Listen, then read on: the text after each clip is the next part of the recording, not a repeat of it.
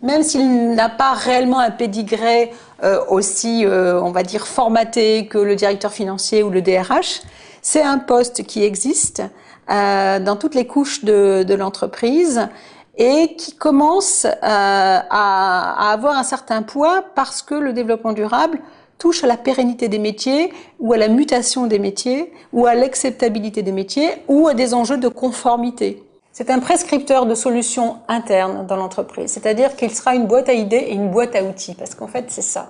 Il est une interface, il gère un flux d'informations, il propose des idées, il propose des outils. C'est aussi une personne qui gère l'exemplarité et donc il doit proposer des axes permettant de faire vivre cet ADN, cette exemplarité au niveau de l'entreprise. En France, c'est un métier qui a émergé il y a à peu près, je dirais, 7-8 ans, mais qui s'est réellement structuré il y a 3-4 ans.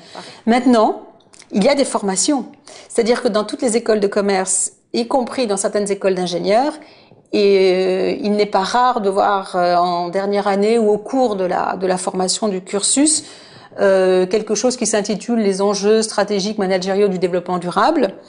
Et finalement, c'est la meilleure des choses qui soit, parce que le développement durable, c'est pas une discipline en tant que telle, ça ne s'apprend pas. C'est une façon de voir ces sujets avec un prisme particulier. Donc, vous pouvez faire du développement durable en étant directeur des achats, en étant DRH, patron de la communication, en charge de la qualité, de l'innovation, etc. C'est un métier passionnant parce que c'est un métier, d'abord, c'est déjà un métier de conviction.